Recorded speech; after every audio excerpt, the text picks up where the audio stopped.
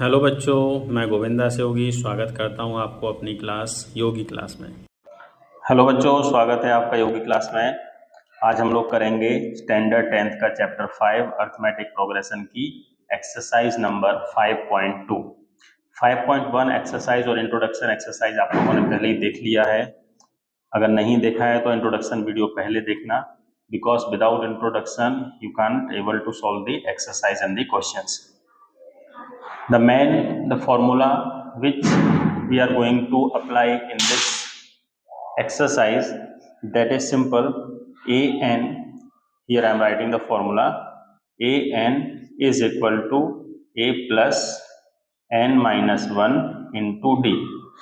This is the main formula which is going to apply in this exercise. So the first questions in this exercise is question 1. Fill in the blanks in the following table. Table is given in the NCERT textbook. Given that A is the first terms and D the common difference and AN is the nth terms of an AP. तो ये जो दिया हुआ यहाँ पे AN है, ये आपका nth टर्म है, A आपका फर्स्ट टर्म रहेगा और N जो है आपका नंबर रहेगा कि वहाँ पे कितने टर्म्स हैं, और -1 into D is the common difference. अब ये फॉर्मूले का यूज करके जो वैल्यू टेबल में दी हैं, इस प्रकार से दी हुई वैल्यू को हम इसमें रखेंगे और सीधा सिंपल सॉल्व करेंगे। तो देखिए हम इसको कैसे सॉल्व करते हैं। सिंपल है, ये फॉर्मूला हम यहाँ पे लिखेंगे सॉल्यूशन डाल के। सॉल्यूशन क्वेश्चन ये रहेगा, आपकी टेबल में दिया हुआ है a is equal to 7, d is equal to 3, n is equal to 8 and an we have to find out. So what we are going to write here, first write the formula. According to the formula, put all the value and then try to simplify that. So an, what an is given here? No, an is not given, so we will write as it is an. A is given 7, so in place of a 7 plus n कितना दिया है? 8 दिया है, -1 into d is given here 3. Simple. Now we have to simplify here. An is equal to 7 plus 8 minus 1 is 7 and 7 multiply with 3. Now an is equal to 7 plus 7 3 are 21, and then after this we will going to add the two number, that is the 28. So this is our answer of the question number 1. Similarly, next question is given in the same table. A is equal to -18, D is equal to question mark. This we have to find out. D हमें ढूंढना है, N दिया है और AN दिया है. Now simply as we are going solution, write first formula. AN is equal to A plus N minus 1 into D. Now AN दिया है यहाँ पे 0, तो हम यहाँ पे लिखेंगे 0 is equal to A दिया है यहाँ पे -18, so in place of A we are writing -18 plus N is given here 10 minus 1, D is not given, so D we have to find out. It is in the bracket multiplication. 0 is equal to -18. Now going to solve this, plus this 10 minus 1 is 9 and 9 multiply with D. This I am going to multiply in the next step. 0 is equal to -18 plus 9D. Now by the transposition this number will shift this side, it will become -18 की जगह पे हो जाएगा 18 plus, यहाँ minus था वहां जाएगा +18 is equal to 9D. Now we have to find out the D. So ये मल्टीप्लाई में है तो ये इसके डिनोमिनेटर में आ जाएगा 18 के. Now D is equal to 2. This is our answer. So like this it's very simple. फॉर्मूले रख के हमें से वैल्यू सब्स्टिट्यूट करना है और फिर simple simplification. Next question third, A we have to find out here.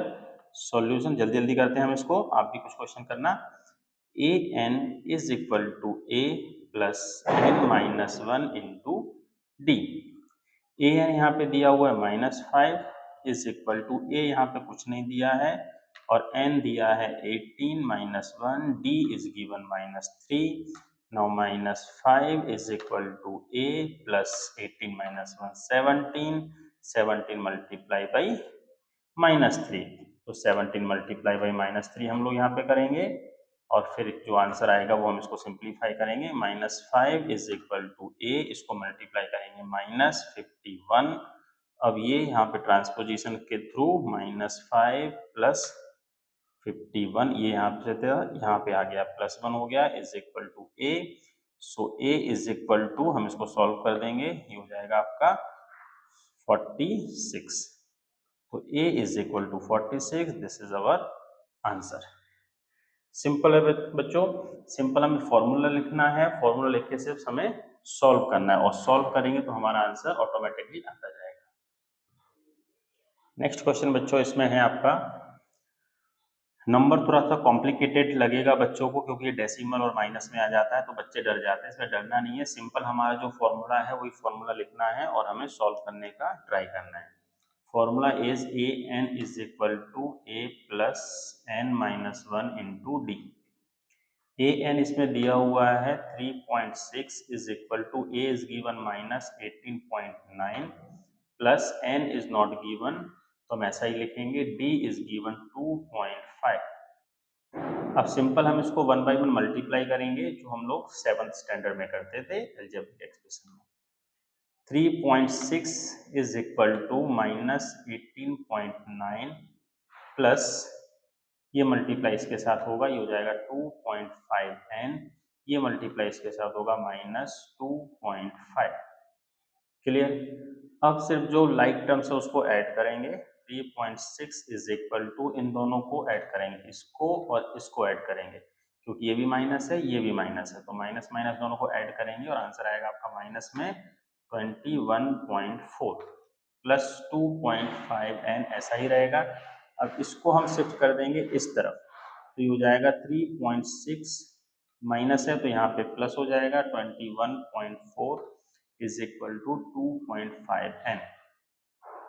इसको हम सॉल्व करेंगे तो ये आपका आंसर आएगा 0.1 कैरी हो जाएगा, तो 21 and 4 25 is equal to 2.5n।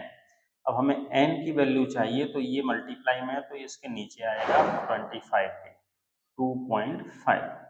अब इस पॉइंट को काटने के लिए हम ऊपर एक 0 लगा देंगे और n की वैल्यू लिखेंगे हम यहाँ पे 250/25। ये n इज इक्वल टू हो गया आपका 10। इसको डिवाइड करने से हमें पता चल जाएगा हमारा आंसर, और ये सिंपल है, कुछ नहीं है, सेम जैसे क्वेश्चन हमने किए हैं बिल्कुल वैसे ही करना है, सिर्फ यहाँ पे डेसिमल नंबर है तो डरना नहीं है। नेक्स्ट क्वेश्चन देखते हैं। देखो बच्चों, इसमें भी क्वेश्चंस कितना हार्ड लग रहा है, हमें टफ लग रहा है। 105 नंबरों से हमें डरना नहीं है, हमें सिर्फ हमारा मेथड याद रखना है। हमारा मेथड याद रहेगा तो हम कुछ भी प्रॉब्लम सॉल्व कर सकेंगे, कोई भी प्रॉब्लम सॉल्व कर जाएंगे। सिंपल सा हमें फर्स्ट फॉर्मूला लिखना है, फॉर्मूला लिखने के बाद जो वैल्यू दी है वो सब्स्टिट्यूट करना है। ए एन यहाँ पे नहीं दिया है तो हम बिल्कुल एज इट इज रखेंगे। ए की वैल्यू यहाँ पे 3.5 है, 3.5 लिखेंगे और प्लस एन की वैल्यू है 105 -1 एंड डी की वैल्यू क्या है यहाँ पे 0, तो डी की वैल्यू हम यहाँ पे 0 ब्रैकेट में रखेंगे, वो मल्टीप्लीकेशन का सिंबल होता है। ए एन इज इक्वल टू, ये हो गया 3.5 प्लस ये 105 में से 1 माइनस करेंगे तो 104 बचेगा और यहाँ पे 0 मल्टीप्लाई करेंगे तो ए एन इज इक्वल टू हो गया 3.5 प्लस, इसको 0 के साथ मल्टीप्लाई करेंगे, यूनिवर्सल ट्रूथ है, ये 0 आएगा आपका। Now A N is equal to our final answer 3.5। How simple it is, है ना?